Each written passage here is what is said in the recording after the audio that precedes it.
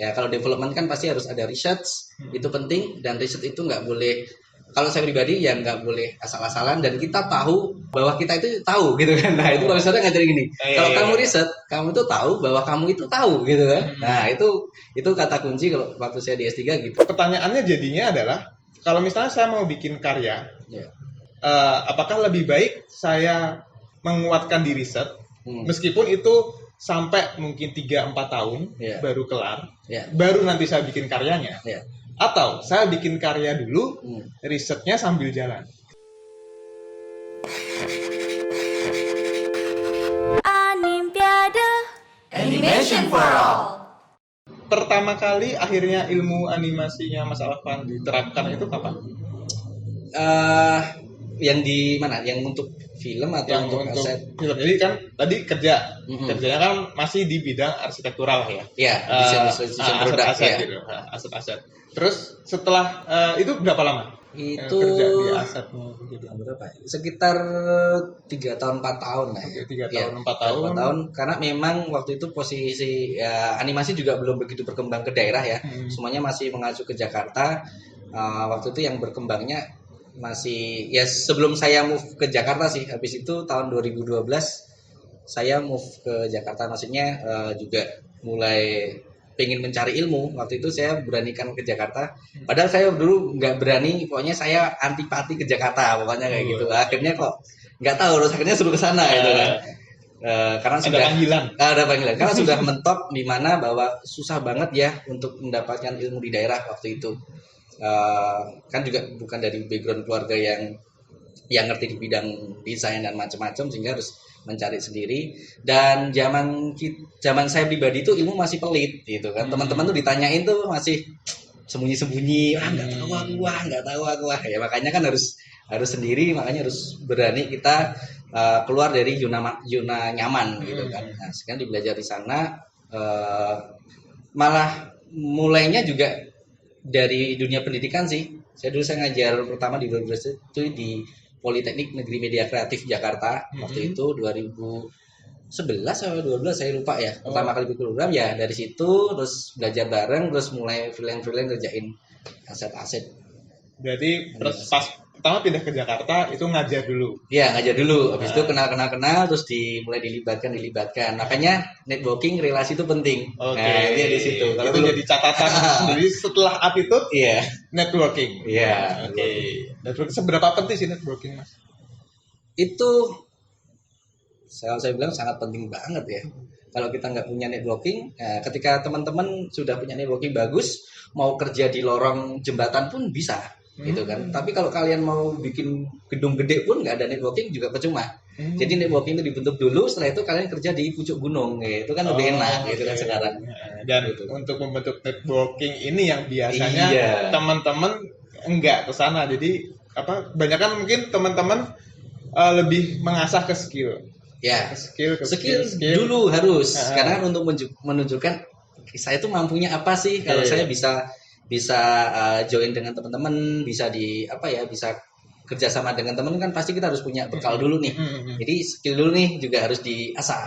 Gitu. Jadi mungkin bisa kalau saya bilang skill itu digunakan untuk membuka pintunya. Ya.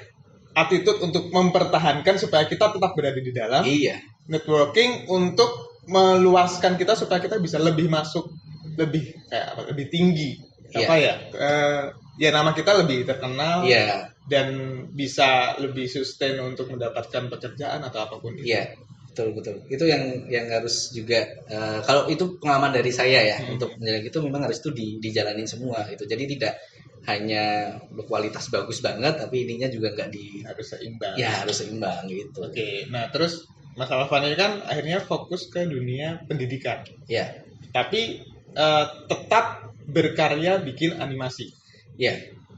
Nah, itu gimana Mas menyeimbangkannya? Karena kan kebanyakan orang ya misalnya kalau pendidikan ya udah pendidikan aja. Terus bikin animasi ya udah animasi aja. Bahkan kebanyakan kalau animator menganggap bahwa yang ngapain sih harus pendidikan, kan yang penting portofolio. Iya, betul. Ya mungkin ini dari saya pribadi ya. Sesuatu pasti saya punya challenge nih. Apa nih yang ada di situasi itu? Saya pengen mencoba membuktikan bahwa itu bisa dilakukan gitu kan. Memang sangat berat, sangat berat.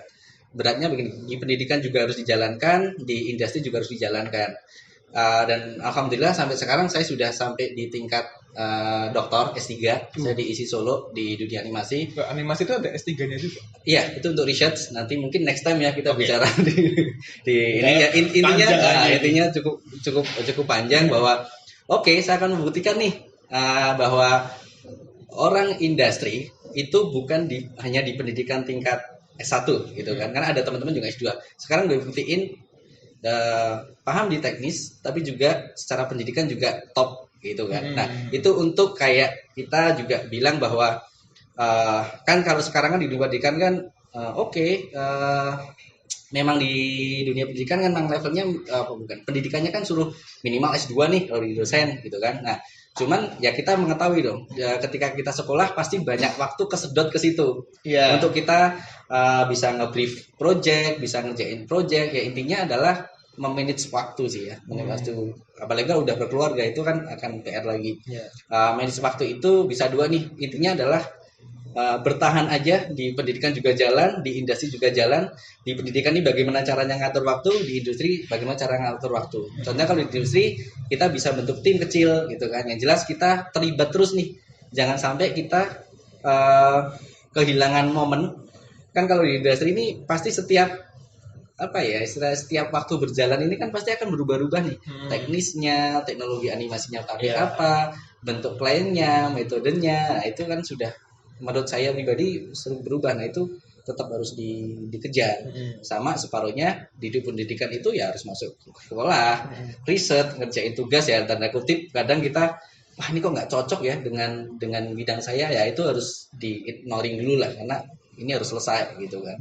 Gitu. Oke. Apa hubungannya pendidikan dengan pekerjaan kita sebagai animator sebenarnya? Adakah korelasi dari itu? Ya, kalau saya pribadi itu korelasinya sangat nyambung banget. Tapi di levelnya bukan teknis ya. Di levelnya masuk ke development. Ya, kalau development kan pasti harus ada research, itu penting, dan research itu nggak boleh.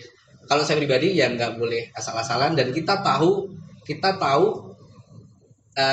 bahwa kita itu tahu gitu kan. Nah itu profesornya ngajarin gini, kalau kamu riset kamu tuh tahu bahwa kamu itu tahu gitu kan. Nah itu kata kunci kalau waktu saya di S3 gitu. Oh gitu ya, saya harus menjabarkan itu. Nah sehingga ketika saya itu menggunakan tokoh karakter, contohnya misalkan saya mau riset tentang kebudayaan nih gitu kan. Nah kamu harus tahu itu kebudayaan apa, dan kamu harus tahu itu apa ya. Sehingga ketika kita muncul produk animasi, kita benar-benar tahu gitu kan. Apalagi kalau di dunia pendidikan sebenarnya sama ya. Di industri itu produk karya animasi kan di-share ke masyarakat secara umum, validasinya oleh masyarakat umum. Masyarakat umum boleh menilai, wah ini jiplak, wah ini bagus, wah ini lagi. Nah, karena ini tidak sesuai dengan sejarah. Iya, ini tidak sesuai dengan sejarah. Nah, sehingga di riset itu juga penting bagaimana bahwa apa yang kita sampaikan itu edukasinya itu memang benar-benar kita gali gitu kan. Makanya di luar negeri kayak Pixar, Walt Disney gitu kan risetnya paling panjang ya daripada produksi. Kalau saya pernah ikut gitu, risetnya bisa 2 tahun 3 tahun ya. Memang betul ketika saya masuk di S3 benar-benar dikuatin di risetnya, level di riset. Saya S3 ini sudah jalan 4 tahun jalan ya, 4 tahun jalan. Ini aja saya masih sampai ke animatic progres saya. Saya harus riset dulu nih yang benar-benar jalan. Nah, produksi saya kerjakan 1 semester gitu. Jadi risetnya ini harus dipertahankan ya, karena profesor ya ketika riset ini secara akademik harus dipertanggungjawabkan ya, kita harus kuat untuk mempertanggungjawabkan. Sehingga ketika di masyarakat pasti banyak dong masyarakat menilai itu udah bebas-bebas aja, mau pakai teori siapa, mau pakai perspektif dari kebudayaan apa, mungkin ada unsur sara dan macam-macam. Nah itu harus kita paham bahwa kita bentengin gitu kan. Misalkan contohnya yang saya riset ini cerita tentang Ramayana. Kita tahu itu bahwa dari India. Nah nggak apa-apa, bukan berarti terus ini plagiat ini dari India. Bukan, itu harus kita teliti sebenarnya itu apa sih yang bisa kita riset kalau kita sama-sama mengangkat yang sama dengan Ramayana di India. Nah, ini proses riset itu di situ panjang banget. Jadi tidak hanya harus kita bikin Ramayana terus kita mau ngacu apa. Nah, ini perlu diriset, benar-benar diriset. Iya, karena kan namanya juga ada beberapa versi juga. Iya, kan. banyak banget versinya. Di India, yang Jawa juga kayaknya agak beda, dan yang adaptasi juga sudah mungkin ratusan ya. Iya, bisa ribuan yang adaptasi namanya. Dan itu pentingnya riset, bukan akhirnya berdampak tidak di secara kualitas animasinya, tapi kualitas dari kedalaman cerita atau apapun itu aspek yang ada di animasi itu.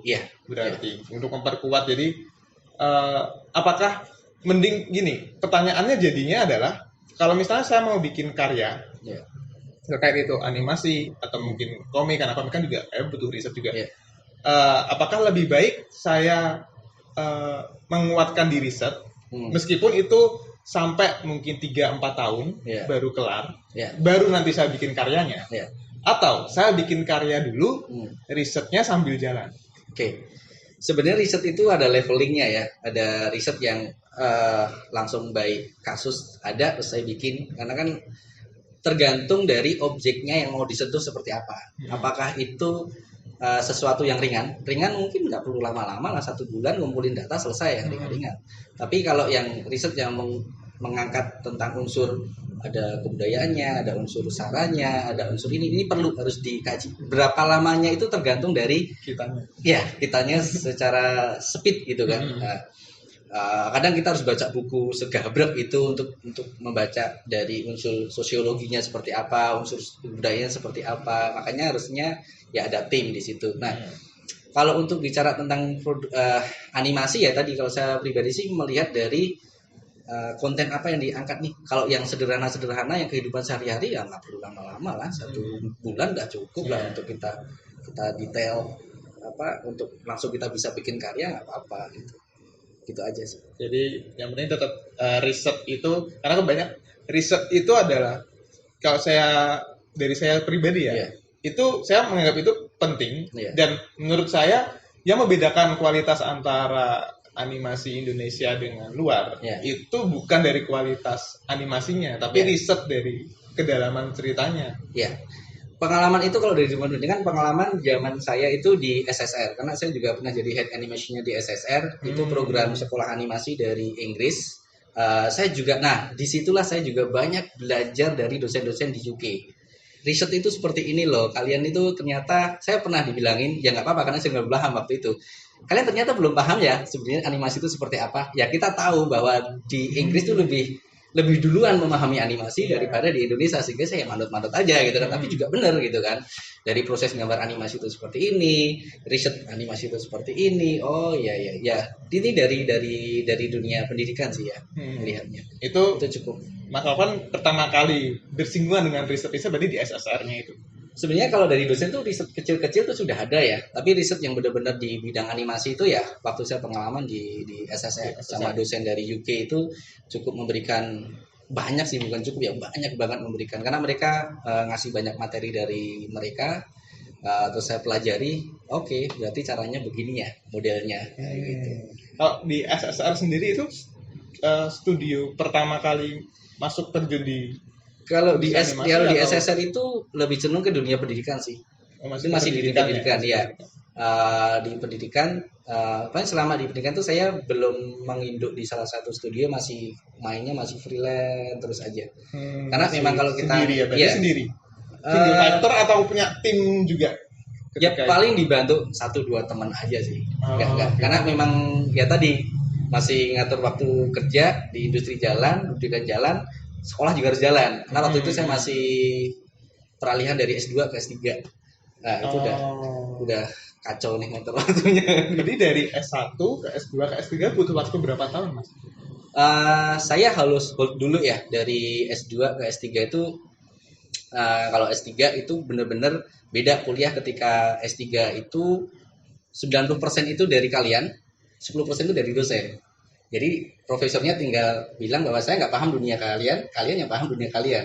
Jadi kalian tahu apa yang mau kalian lakukan, intinya gitu. Terus ngapain dong si profesornya? Profesornya membenarkan secara research. Oke. Prosesmu riset seperti ini loh. Terus apalagi kalau diisi kan lebih cenderung ke lokal konten ya, kebudayaan. Oh, ini dan S3-nya di ya, S3-nya di IKI. Jadi lebih cenderung ke situnya. Kalau S2 50-50 lah, dosen masih bisa ngasih masukan ini nggak benar. Kalau S1 mungkin kalau saya bilang 80% itu dari dosen, 20% dari kalian. Jadi kalian cukup harus ngikutin arah dosennya karena di situ dosen itu lebih paham. Dari segi umur kalian juga masih umur berapa itu kan. S2 kita lihat, kalau S3 harusnya sih sudah dari yang dia kepakarannya, dia masuk ke dunia pendidikan. Secara pendidikan dikalkulasi seperti apa nih kalau di dunia pendidikan, dan pendidikan cukup ngeblend ke dunia industri. Ya, industrimu seperti apa itu kamu lakukan, tapi memang secara ranah akademis harus disusun secara ranah akademis itu di S3-nya. Itu yang saya alami untuk saat ini. Oke, berarti kalau dari sisi akademisnya, Mas Afan sekarang masih S3 berarti? Masih proses atau sudah? Kalau secara ini tulisannya sih sudah penyusunan habis proposal. Itu kalau S3 itu sebutannya sih kandidat doktor gitu kan. Nah, jadi doktor animasi kandidat kalau udah lulus. Nggak tahu itu.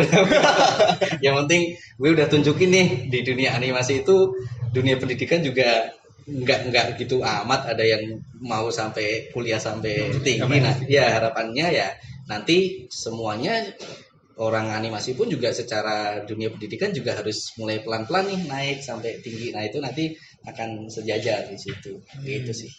Itulah yang plus yang saya dapat ketika saya juga bukan hanya fokus di industri aja, di dunia pendidikan itu banyak banget yang kita benar-benar terjun ke calon-calon SDM. Ya, intinya adalah bukan nominal apa yang mereka dapatkan, tetapi kesempatan yang sudah dikasihkan itu berupa portfolio. Apalagi kalau nanti ini project yang disiarkan di televisi ya, dia kan sudah mulai punya kredit nih gitu kan. Bayangkan kelas 3 SMK aja sudah muncul nongol di televisi ya, saya kapan ini? Kamu 2 dimensi, aku 3 dimensi, bersama berkreasi di sini.